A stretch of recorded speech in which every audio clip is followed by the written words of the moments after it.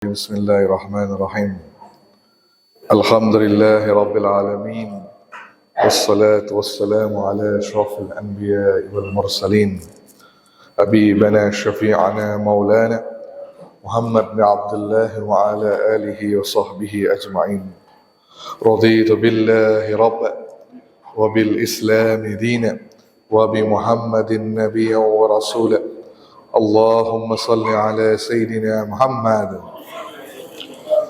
اللهم صل على سيدنا محمد اللهم صل على سيدنا وحبيبنا وشفيعنا مولانا محمد طب القلوب ودوائها وآفية عبدان وشفائها ونور الأبصار وضيائها وعلى آله وصحبه وبارك وسلم رب اشرح لي صدري ويسر لي أمري واحلل عقدة من لساني يفقهوا قولي اللهم أغننا بالعلم وزينا بالحلم وأكرمنا بالتقوى وجملنا بالعافية. Ya Allah, kayakanlah kami dengan ilmu, hiasilah kami dengan sifat yang baik, muliakanlah kami dengan takwa, dan persehatkanlah kami dengan sehat yang sempurna. Amin ya arhamar rahimin. Assalamualaikum warahmatullahi wabarakatuh. Apa kabar jemaah Fastabiqul Khairat? Bagaimana dengan Ramadannya? Masih semangat? Masih semangat? Ataupun sudah terkena demam lebaran? Belum? Nah, tunggu sampai selesai Ramadan. Mudah-mudahan kita termasuk orang-orang yang istiqamah sampai ke akhir Ramadan nanti. Mudah-mudahan Allah pilih kita untuk berjumpa dengan malam Al-Qadar.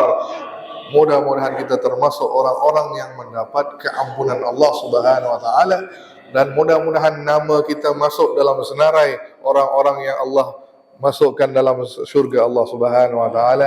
Amin ya rabbal alamin. Baik. Pertemuan yang lalu kita bahas tentang Al-Quran, betul? Betul?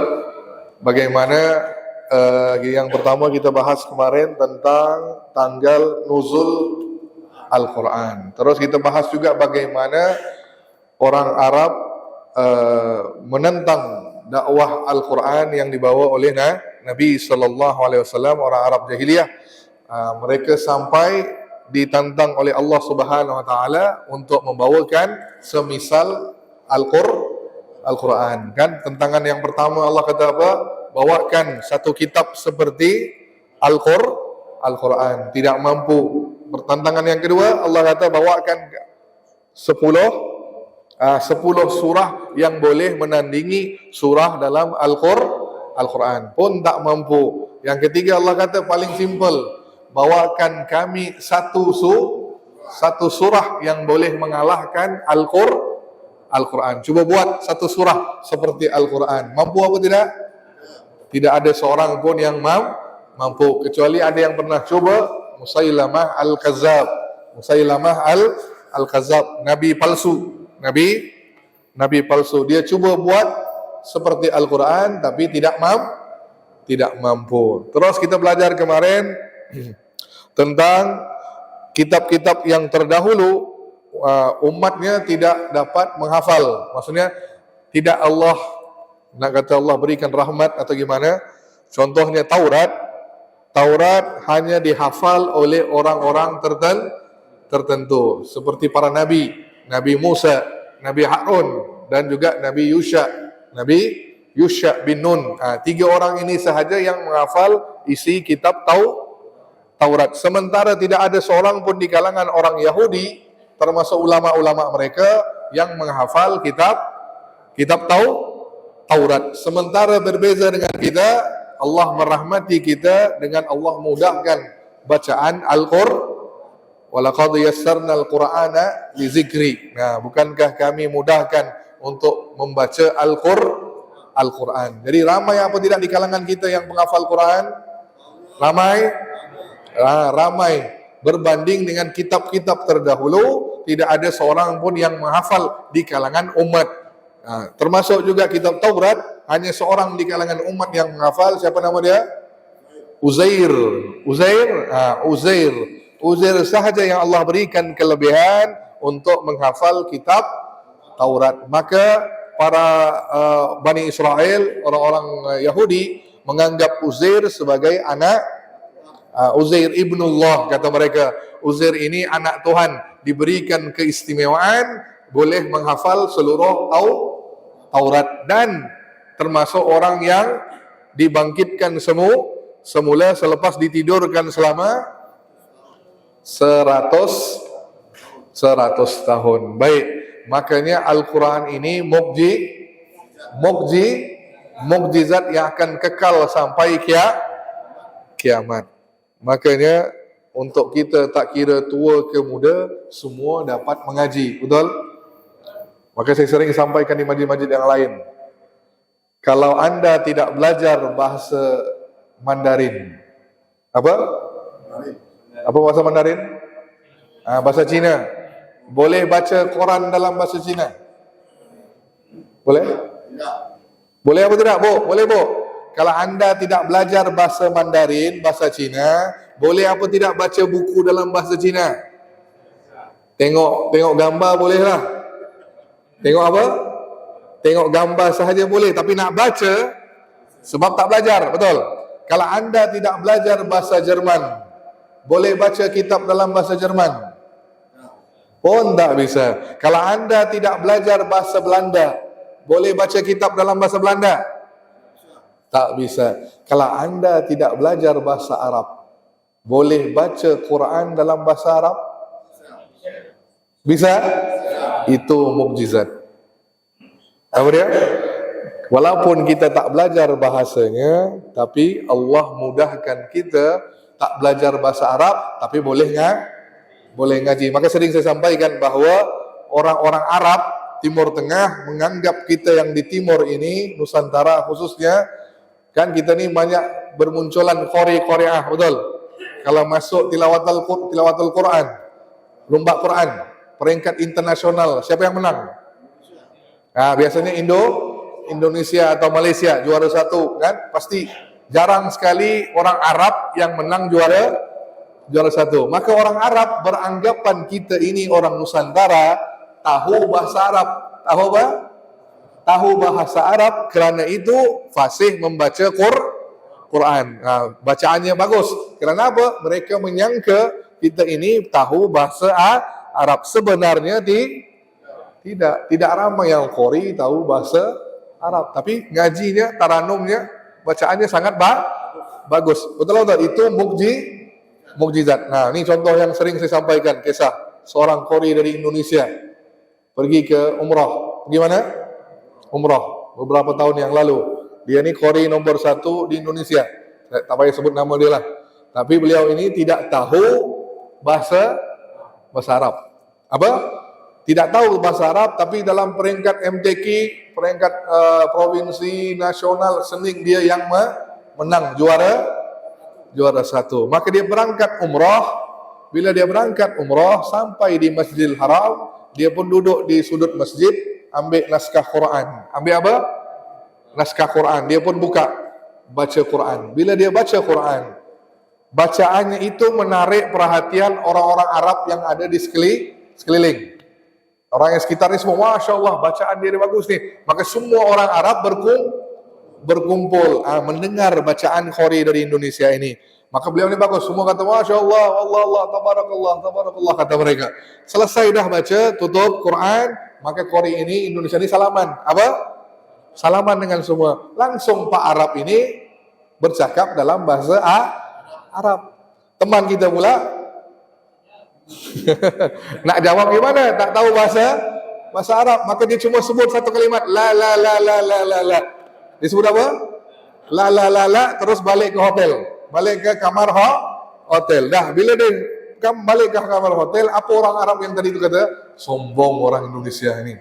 Kita ngajak ngobrol, tidak mau bercakap. Malah tinggalkan kita pula. Bukan dia tidak mau cakap, dia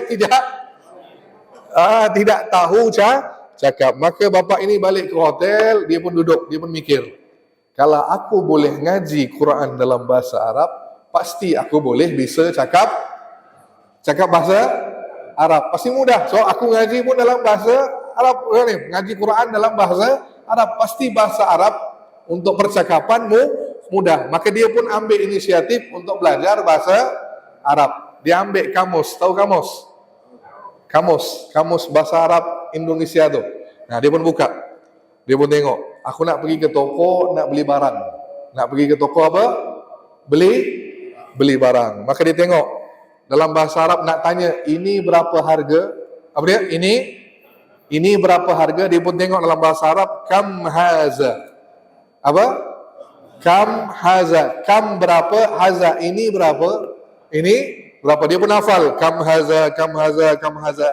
Lepas hafal, udah hafal lah masuk dalam kepala ni, dia pun turun dari hotel pergi ke toko yang ada di sekitar hotel. Dia pun masuk toko parfum. Toko apa? Jual parfum. Bila dia masuk, Assalamualaikum, kata dia. Ownernya orang Arab. Dia tengok, Waalaikumsalam warahmatullahi wabarakatuh. Dia tengok tag nama apa? Indo. Ada kan? Tag nama tu. Kad Indonesia. Asyik jemaah dari Indonesia. Maka dia tengok, wah Indonesia mantap, kata dia. Indonesia mantap. Langsung bapak tadi tu dia pun tengok keliling. Dia pun tengok parfum. Dia kata, kam haza. Kam haza. Langsung Pak Arab dia kata, wah pandai bahasa Arab dia ni. Maka dijawab pun dalam bahasa Arab. Apa dia kata dia? Wallahi haza 4 riyal. Teman kita bingung. Aduh, apa pula dia kata ni? Wallahi apa benda wallahi ni? Wallahi haza 4 riyal. Apa ni? Wallahi sumpah. Wallahi ni sumpah. Haza ini 4 riyal. Riyal rupiah lah. Arba'ah ni apa? Arba'ah. Dia pun mikir, untung orang tua kita dulu, guru ngaji kita dulu, ngajar kita agama, ngajar kita solat niatnya dalam bahasa Arab, kan? Makanya dia pun ingat, usolli fardhu zuhri arba'a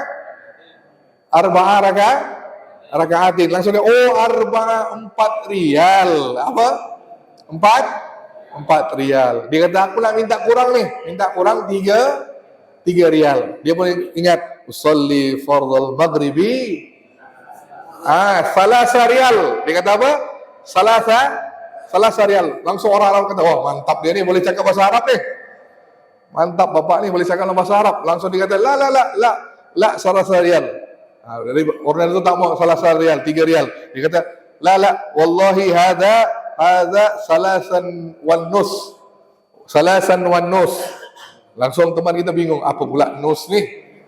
Salasa 3, wan nus. Apa nus ni? Apa nus? Maka dia teringat nisfu Sya'ban. Apa nisfu Sya'ban? Pertengahan Sya'ban. 3,5. 3,5. Aku nak minta 2 riyal. Langsung dia kata, usolli fardhu subhi. Langsung dia kata, rakataini. Bila sebut rakataini, langsung bapak Arab tu ketawa. Langsung dia kata, cakap dalam bahasa Indonesia sahajalah. Saya tahu bahasa Indonesia, kata dia. Tak usah coba-coba bahasa Arab. Kenapa? Bukan rakataini, harus disebut isnaini riyal. 2 riyal. Kita pula ingat rakataini, 2 rakaat. Maksudnya apa di sini? Maksudnya walaupun kita tidak tahu bahasa Arab, tapi Allah mudahkan untuk kita membaca Quran dalam bahasa Arab. Itu mukjizat. Baik, yang saya nak sampaikan sekarang ini, balik ke sini, tentang ayat surah Al-Jumu'ah.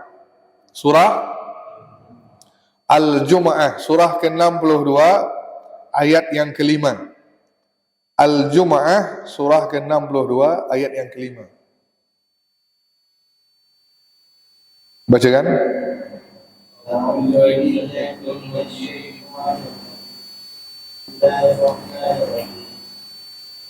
الذين حملوا التوراة ثم لم يحملوها كمثل الحمار يحمل أسفارا بئس مثل القوم الذين كذبوا بآيات الله والله لا يهدي القوم الظالمين. Perumpamaan orang yang beri tugas membawa Taurat, kemudian mereka tidak membawanya, tidak mengamalkannya, adalah seperti keledai yang membawa kitab-kitab yang tebal. Dengan buruk perumpamaan kaum yang memusnahkan ayat-ayat Allah, dan aku tidak memberi petunjuk kepada orang-orang yang tadi. Baik, jadi Allah menyebutkan dalam ayat ini surah Al-Jumu'ah ayat 5 tentang perumpamaan orang-orang Yahudi yang diberi kitab Taurat, tapi mereka tidak mengamalkan isi Taurat, baca pun tidak, ngaji pun tidak, memahami isinya pun tidak. Maka Allah beri permisalan mereka itu seperti apa? Himar. Apa itu himar? Keledai yang membawa kitab-kitab yang tebal. Sangat buruk perumpamaan kaum yang mendustakan ayat-ayat Allah, dan Allah tidak beri petunjuk kepada orang-orang zalim. Jadi Allah memperumpamakan orang-orang Yahudi yang tidak baca Taurat, yang tak mengamalkan Taurat seperti seekor keldai. Kenapa keldai? Kenapa Allah beri permisalan keldai, tak dengan binatang yang lain?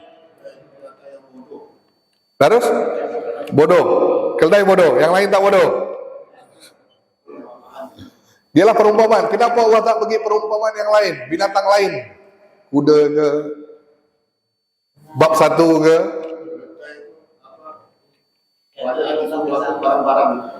Ya, satunya Allah sentiasa niat nih. Kalau Allah beri permisalan, itu pasti sesuatu yang terkait dengan zaman itu. Apa dia? Terkait dengan zaman tersebut. Kenapa? Keldai itu adalah salah satu pengangkutan utama orang Yahudi. Apa dia? Kendaraan orang Yahudi banyak disimpan keledai sebagai pengangkutan mereka. Maka Allah berikan permisalan. Dan juga keledai ini bawa beban. Bila dia bawa beban, dia tahu apa tidak apa yang dia bawa. Kita letak apapun di atasnya. Apa nih? Banyak barang sangat nih. Ada dia pernah bertanya gitu? Tak pernah, betul. Maksudnya apapun yang diletak di atas keledai, dia tidak kisah tentang apa yang dibawa. Dia tidak tahu apa yang dipikulnya. Maka sama seperti itu juga orang Yahudi yang tidak mengamalkan ini bukan untuk Taurat saja, sama juga untuk Al-Quran. Kalau anda tak baca Quran, tak mengamalkan isi Al-Quran, maka sama seperti seekor keledai yang membawa kitab-kitab, tidak tahu apa yang dibawa. Maka ini ada beberapa sifat jelek manusia terhadap Al-Quran. Apa dia? Sifat jelek manusia terhadap Al-Quran. Nah, apa sifatnya? Kita lihat nih. Pastikan anda tidak ada sifat-sifat ini. Apa dia? Tidak ada sifat-sifat ini. Yang pertama, surah ke-22, surah Al-Hajj ayat 72. Okey, apa sifat kita terhadap Al-Quran? Sifat yang jelek, bukan sifat yang baik nih, yang jelek. Ayat 72. Al-Hajj 72. Wa iza tutla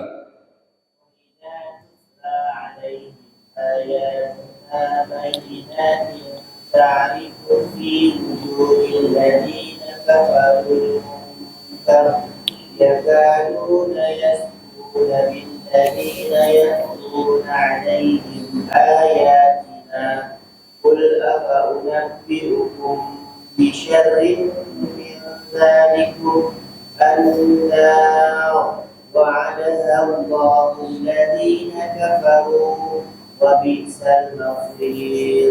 Dan apabila ayat-ayat kami yang terang dibacakan di hadapan mereka, niscaya engkau akan melihat tanda-tanda keingkaran pada wajah orang-orang kafir itu. Hampir-hampir mereka menyerang orang-orang yang membacakan ayat-ayat kami kepada mereka. Katakanlah Muhammad, apakah akan aku kabarkan kepada mereka mengenai sesuatu yang lebih buruk daripada itu, yaitu neraka? Allah telah mengancamkannya neraka kepada orang-orang kafir, dan neraka itu turut tempat ibadah. Baik, sikap yang pertama, bila dibacakan ayat Al-Quran pada orang ini, apa respon dia? Bukan ingkar, marah dan benci. Apa dia?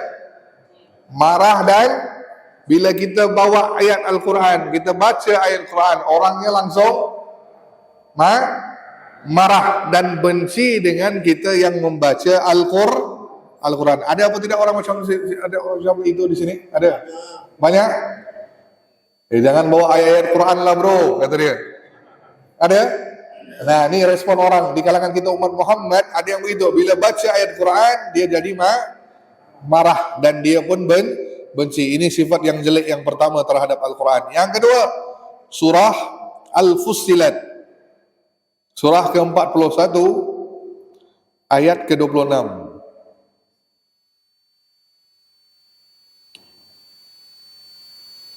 Surah ke-41 ayat 26. Wa qala allazina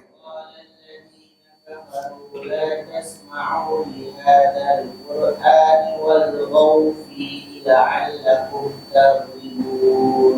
Allahu Akbar. Dan orang-orang yang kafir berkata, janganlah kamu mendengarkan bacaan Al-Quran ini dan buatlah kegaduhan terhadapnya agar kamu dapat mengalahkan mereka.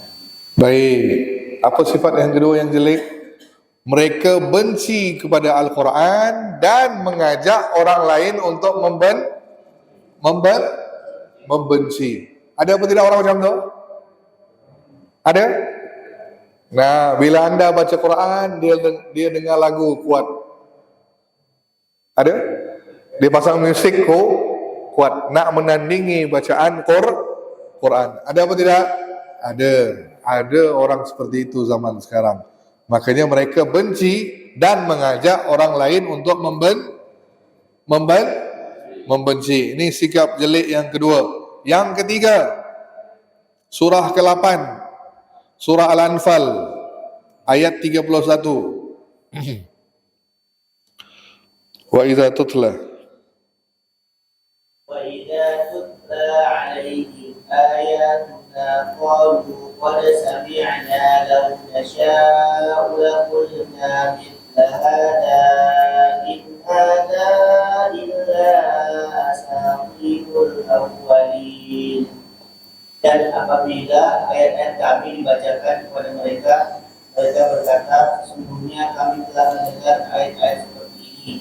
Jika kami menghendaki, niscaya kami dapat membacakan yang seperti ini. Al-Quran ini tidak lain hanyalah dongeng orang-orang terdahulu. Baik, apa sikap jelek yang ketiga? Menganggap Al-Quran itu outdated. Apa outdated? Ketinggalan zaman. Maksudnya Quran ini tak relevan lagi. Tak boleh dipakai pada zaman sekarang. Ada yang pernah berkata begitu? Ada. Ramai yang sok pintar, yang belajar tinggi-tinggi, dia merasa ayat Al-Quran itu tidak sesuai lagi dipakai zaman ini. Tapi Allah janji kenapa? Quran itu akan jadi panduan kepada kita sampai kiamat. Maka hati-hati, ada orang seperti itu. Bila dia rasa terlebih pintar, maka dia menganggap Quran itu tidak relevan lagi, tidak boleh dipakai zaman sekarang. Nah, hati-hati dengan orang seperti ini.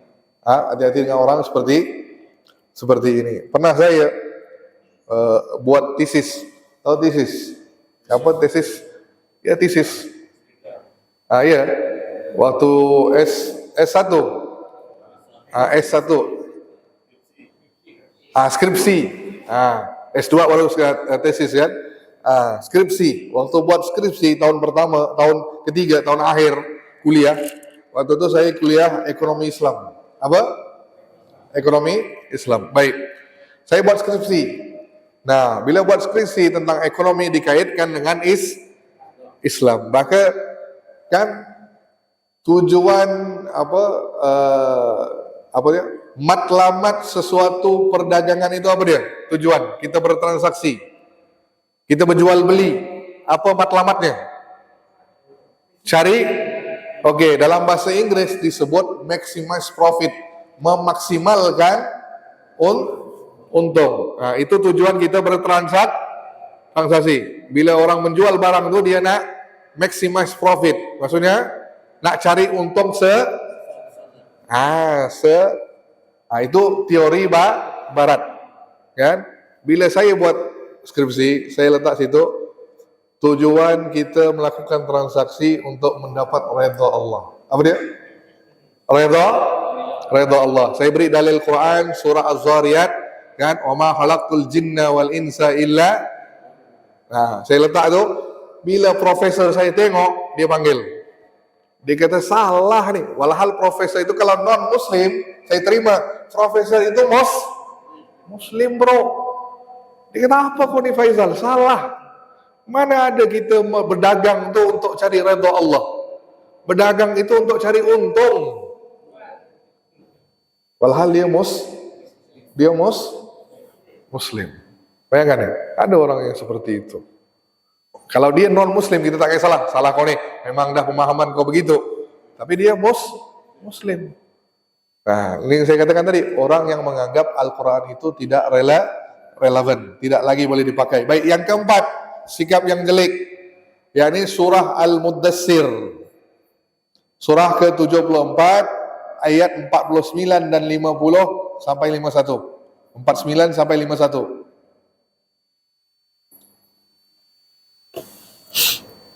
فَمَا لَكُمْ عَنِ التَّذْكِرَةِ مُعْرِضِينَ كَأَنَّهُمْ حُمُرٌ مُسْتَنفِرَةٌ فَرَّتْ مِنْ قَسْوَرَةٍ. Lalu mengapa mereka orang-orang kafir berpaling dari peringatan Allah, seakan-akan mereka keledai liar yang lari terkejut, lari dari singa. Okey, apa kata Allah? Bila dengar ayat Al-Quran, mereka itu, apa sifat jeleknya? Ketakutan mendengar peringatan. Seperti seekor keledai yang lari, dikejar singa. Maksudnya di sini, bila kita sebut ayat Al-Quran, kau jangan baca. Orang akan bilang apa? Jangan baca. Contoh, kita sebut kiamat. Belum lagi lah bro, tak usah cerita pasal kiamat dulu lah. Enjoy lah dulu ni. Ada apa tidak? Ada orang seperti itu apa tidak? Bila kita cerita tentang kematian, dia kata jangan cerita dulu, masih muda. Tak payah bahas tentang kematian. Nah, ada apa tidak orang macam tu? Ada. Nah, makanya dia ketakutan mendengar peringatan Allah. Bila cerita tentang neraka, cerita tentang azab, cerita tentang kiamat, orang ini ketakutan, dia tak mau dengar. Kalau dia mendengar muhasabah diri itu bagus, kan? Memperbaiki dirinya. Oh, aku tidak mau masuk dalam neraka ni, aku tidak mau terkena azab. Itu baik. Tapi dia mendengar kerana ketakutan tadi, tidak mau mendengar tentang akhirat. Dia mau dengar hanya tentang duniawi. Okey, ini sikap yang jelek yang keempat. Yang kelima. Yang kelima ni ramai pelaku kita ni. Ni 5 pelaku kita semua. Surah Az-Zumar, surah ke-39, ayat yang ke-45. Ini kita semua pelaku. Termasuk saya, pelaku. Apa dia? Baca. Wa iza zikirallahu. Ayat 45. Surah ke-39, ayat 45. Zikirallah. الذين لا يؤمنون بالآخرة الله وإذا ذكر الذين من دونه إذا هم يستبشرون. Dan apabila yang disebut hanya nama Allah, kesal sekali hati orang-orang yang tidak beriman pada akhirat. Namun apabila nama-nama sembahan selain Allah yang disebut, tiba-tiba mereka menjadi Allah. Apa sifat ni? Membenci apabila sesuatu dikaitkan dengan Allah dan menyukai apa yang tidak dikaitkan dengan Allah. Boleh faham maksudnya? Menyukai benci bila sesuatu itu dikaitkan dengan Allah. Tapi bila tidak ada kaitan dengan Allah, dia suka. Contoh, apa contoh mudah? Pak, kami nak bangun pondok pesantren, silakan beri infak fi sabilillah. Oh, langsung mikir dia, aduh, infak gini. Tapi bila kata, Pak, nanti apa yang dikaitkan dengan Allah dia tidak suka. Tapi bila disebut tentang hal dunia, dia senang. Pelaku apa tidak kita? Pelaku apa tidak? Pelaku. Bila disuruh infak fisabilillah tak mau. Tapi bisa pula dia pergi liburan. Jalan-jalan makan angin. Boleh apa maksudnya ini? Duniawi dia suka, tapi bila dikaitkan dengan akhirat dia jadi kurang suka. Ini orang-orang termasuk kita pelakunya. Kita semua pelakunya. Hati-hati dengan sifat ini. Oke, terus yang terakhir, sifat ke-6. Surah Al-Furqan. Ini kita semualah pelaku sama juga. Ayat 30. Ini Nabi sedih. Nabi sedih dengan kita. Kenapa? Baca. Waqala ar-rasul ya rabbi inna qawmi ittakhadhu hadzal qur'ana mahjura. Dan Rasul Muhammad berkata, wahai Tuhanku, sesungguhnya kaumku telah menjadikan Al-Quran ini diabaikan. Allahu Akbar. Nanti di akhirat Nabi kita akan sedih tengok umat yang mengabaikan mahjura, mengabaikan Al-Quran. Ada tapi tak dibaca. Baca tapi tidak mengamalkan. Boleh maksud ini? Dia mengabaikan Quran. Ada tapi tidak jadikan sebagai panduan atau rujukan. Maka Nabi kita nanti di akhirat akan sedih melihat umatnya yang mengabaikan Al-Quran. Maka tolong nih, sama juga nih, ramai penyakit kita nih. Ramadan, sibuk dia baca Quran. Selesai Ramadan, selesai juga bacaannya. Tunggu Ramadan yang berikutnya. Ini pun suatu bentuk pengabaian Al-Quran. Hati-hati nih, jangan sampai kita termasuk orang-orang yang mengabaikan Al-Quran. Baik, sampai di sini ada pertanyaan tentang 6 sifat ini. Ya, silakan Pak. Assalamualaikum warahmatullahi wabarakatuh. Sekarang kan rata-rata orang baca Al-Quran melalui HP. Yes. Apakah ada perbedaan antara kita menggunakan mushaf dengan HP? Sedangkan kalau pakai HP, kita misalnya mau masuk ke kamar mandi bisa. Tapi kalau bawa mushaf, mungkin kita mau. Betul. Jadi bagaimana menurut pendapat Ustaz kalau kita baca Al-Quran pakai HP? Baik. Hukum membaca Quran melalui HP. Boleh apa tidak? Boleh. Ia suatu bentuk kemudahan zaman sekarang. Kalau mushaf, Anda harus dalam keadaan bersuci. Kalau HP, harus kuci? Tidak. Dan boleh apa tidak ini masuk ke dalam toilet?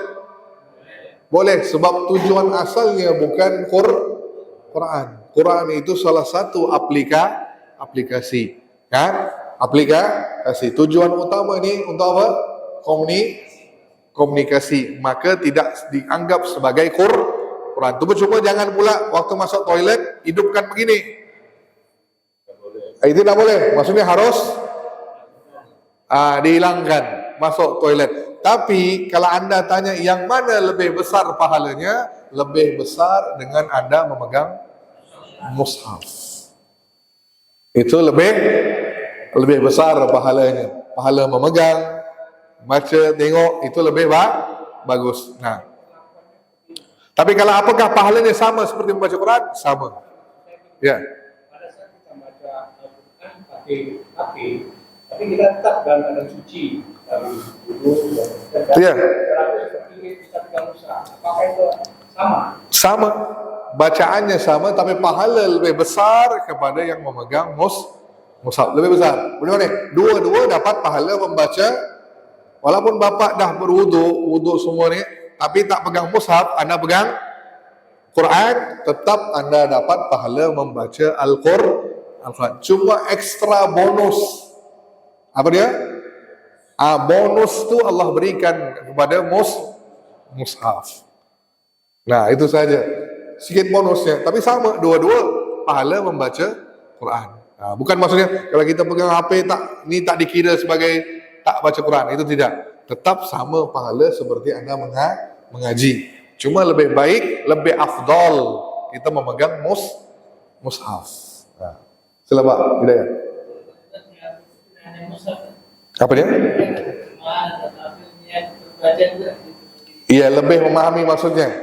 Betul, boleh. Nah, maksudnya Pak Hidayat kata dalam Quran aplikasikan dia langsung terjemahan, ada asbabun nuzulnya kenapa. Jadi lebih mudah untuk memahami Quran. Boleh. Maka saya katakan zaman ini udah mudahkan. Maka boleh kita gunakan teknologi ini untuk ibadah kita. Boleh. Nah, baik, ada yang lain? Ada Bu? Iya Bu? Ada pertanyaan? Ya. Dan seperti keledai membawa kitab-kitab itu kalau tidak salah ada yang soal hari Jumat ya. Hari Jumat, terus? Orang yang berbicara kalau tidak salah. Kalau dibetulkan, apa betul? Orang yang berbicara maksudnya? Maksudnya pada hari Jumat hakim dari mimbar itu ada katakanlah jamaah itu hadir sholat Jumat itu berbicara. Terus? Tidak boleh kan? Maksudnya tidak dapat pahala. Iya, pahala Jumatnya kurang. Pahalanya kalau tidak salah seperti keledai yang membawa kitab-kitab. Hadis ke? Hadis. Saya baru dengar. Coba saya tengokkan nanti kalau ada lah, insyaallah saya tengokkan. Maksudnya antum kata Nabi perumpamaan begitu. Oh, seperti keledai yang bawa kitab, orang yang berbicara ketika khutbah. Itu maksudnya antum. Wallahu a'lam bishawab. Anda tidak terlintas hadis itu, tapi wallahu a'lam. Terus kenapa? Saya kira Pak Ustaz tahu. Iya. Wallahu a'lam. Saya tidak terlihat pada hadis itu. Nanti saya tengokkan kalau ada. Baik, ada yang lain? Ada lagi Pak? Ada? Ada apa tidak? Lanjut. Baik. Makanya Quran jangan diabaikan. Tahu kan apa manfaat Al-Quran? Dua kan saya sebutkan kemarin. Apa dia manfaatnya?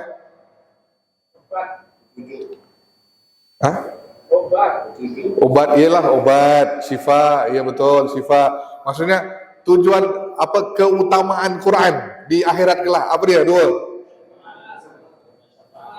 Syafaat itu nanti akhirat. Tapi syafaat ini bermula dalam alam barzah. Ingat tuh. Ketika dalam kubur, ketika pertanyaan mungkar nakir selama pertanyaan soal jawab itu tidak boleh apapun amalan yang mendekati kita. Jadi akan diusir oleh mungkar nakir. Apa kata mungkar nakir? Wahai solat, jangan mendekat sampai kami selesai tanya orang ini. Wahai puasa, jangan dekat sampai kami selesai tanya pada orang ini. Nah, wahai sedekah, umrah, haji, semuanya disuruh pergi. Kecuali satu amalan yang tak dapat diusir oleh malaikat mungkar nakir. Apa dia? Al-Quran. Bila mungkar nakir tanya, kenapa kami tak dapat mengusirmu? Akulah Al-Quran yang orang ini baca ketika hidup. Maka sekarang aku menjadi pembela di dalam kubur. Boleh nih? Pembela kita di dalam kubur. Maka ini pahala yang sangat besar sekali, peluang yang besar sekali untuk orang-orang yang sentiasa membaca. Bukan hanya membaca, dia tadabbur, dia memahami, kalau boleh menghafal. Maksudnya dekat dengan Al-Quran. Ini satu keutamaan. Dan satu lagi keutamaan di akhirat kelak, dan saya sebutkan kemarin, apa dia? Gelar tertinggi bagi seorang manusia di depan Allah. Apa dia? Bila Allah panggil Anda dengan kalimat ya abdi. Apa? Ya abdi. Apa itu ya abdi? Yes. Bila Allah panggil, nih hambaku, wahai hambaku, Anda pasti penghuni surga. Itu title, apa? Gelar yang paling tinggi di sisi Allah. Tapi untuk pembaca Quran, orang yang dekat dengan Quran, sering ngaji, Allah beri satu lagi gelar istimewa. Apa dia? Ahlullah. Apa ahlullah? keluarganya Allah. Apa itu keluarga Allah? Bukan maksud nasab, bukan anak dengan bapak, bukan. Maksud ahlullah, hubungannya dekat dengan Allah. Sebab di dunia dia dekat dengan Quran. Maka otomatis di akhirat hubungan orang yang baca Quran sangat dekat dengan Allah. Dan Allah panggil Anda, panggil kita dengan kalimat ya ahlullah, wahai keluarganya Allah. Mau dapat keistimewaan itu? Mau apa tidak? Mau, pastikan di dunia sentiasa baca Quran. Bukan hanya membaca, mentadaburi dan mengamalkan isi Al-Quran. Itu yang the best. Bagaimana nih? Nah, dah saya sampaikan kemarin juga apa dia? Cara kita berinteraksi dengan Al-Quran. Masih ingat? Sama cara yang berinteraksi? 3. Hah? Ya. Surah Al-Baqarah 185. Syahrul Ramadan allazi unzila fihi al-Quran hudal linnas wa bayyinatin minal huda wal furqan. 3. Dengar baik. Apa? Yang pertama, jadikan Al-Quran itu huda. Apa itu huda? Petunjuk. Terus yang kedua, bayyinah atau bayyinat. Apa penjelasan? Penjelasan bayyinat minal huda. Bayyinat minal huda. Penjelasan kepada petunjuk. Nah, nanti saya bahas. Yang ketiga, furqan. Apa itu furqan? Pembeda antara hak dan batil. Baik, bagaimana nak interaksi dengan Al-Quran? Dengarkan baik-baik. Pertama, dalam Quran ada perintah solat? Ada? Ada Allah perintah solat? Kan? Kalau Allah perintah solat, maksudnya huda itu petunjuk, maka just follow. Apa dia? Yes, ikuti petunjuk itu. Tak payah banyak nanya. Kalau Allah kata solat, solatlah Anda. Bila Anda mulai solat, akan datang bayyinat. Apa bayyinat tadi? Penjelasan kepada petunjuk. Akan muncul penjelasannya. Gimana munculnya? Oh, benar kata Allah. Sesungguhnya solat itu mencegah daripada perbuatan keji dan mungkar. Anda pun mulai solat. Bila Anda mulai solat, maka muncul dalam hati Anda, benar kata Allah nih, aku bila solat, aku tidak lagi berbuat yang keji. Aku tidak lagi berbuat yang mungkar. Aku tak buat lagi dosa. Maksudnya keyakinan kita tadi pada ayat tadi tu tentang perintah solat itu adalah bayyinat, penjelasan. Terus akan muncul ketiga, furqan, yang membedakan antara hak dan yang benar dan sah. Dulunya tak solat, sekarang mulai solat. Dulunya sering telat waktu, sekarang awal waktu. Dulunya sering sendirian solat, berjamaah. Dulunya solat di rumah, sekarang yes, Allah berikan furqan, bedakan Anda. Boleh, itu cara berinteraksi dengan Quran. Saya beri contoh lain. Dalam Quran ada bab sedekah? Ada perintah sedekah? Oke, baik. Jadi Anda follow. Bila Allah kata bersedekahlah, berinfaklah, maka just follow, ikuti petunjuk itu. Bila Anda ikuti, baru muncul bayyinat. Oh betul, bila aku bersedekah, tenang hati aku.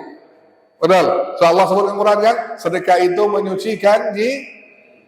menyucikan jiwa dan harta. Bila Anda berbagi, mula rasa betul, tenang dalam hati aku ni. Jadi Allah bersihkan harta Anda. Boleh ni? Muncul ketenangan. Itu bayyinat. Terus furqan, dulunya kedekut, sekarang? Dulu kedekut, sekarang? Dermawan. Dulunya beri sedikit, sekarang beri. Itu furqan. Boleh ni? Itu cara Anda berinteraksi dengan Quran. Baik, ya Pak Hidayat. Apakah takwa berbentuk Al-Quran atau Quran berbentuk takwa? Ini bab dah masuk ke bab jauh sangat dah. Jauh sangat nih. Nah, ambil yang simple aja. Ambil yang dasar aja. Muncul takwa, maksudnya harus muncul takwa dulu baru furqan atau gimana tadi? Apa?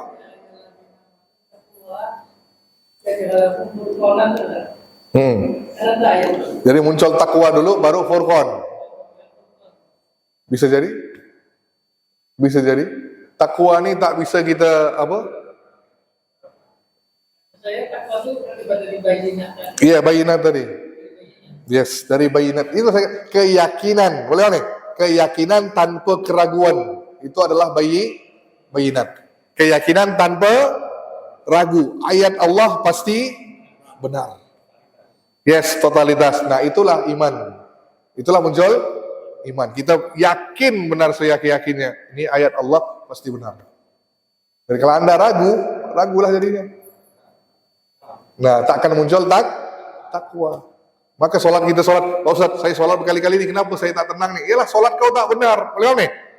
Sebab tidak merasa tadi bayinat. Kau tak yakin dengan ayat yang kau baca tadi. Boleh paham di sini? Jelas? Mudah-mudahan bermanfaat. Wabillahi taufiq wal hidayah. Assalamualaikum warahmatullahi wabarakatuh. Nah, dalam kesempatan ini saya juga minta maaf. Mudah-mudahan, mohon maaf zahir batin. Mudah-mudahan kita ketemu lagi setelah Lebaran. Allah ampuni semua dosa-dosa kita. Allah terima semua amal-amal ibadah kita. Dan kita menjadi hamba yang paling layak untuk menyambut hari kemenangan nanti tanggal 1 Syawal. Wabillahi taufiq wal hidayah. Assalamualaikum warahmatullahi wabarakatuh.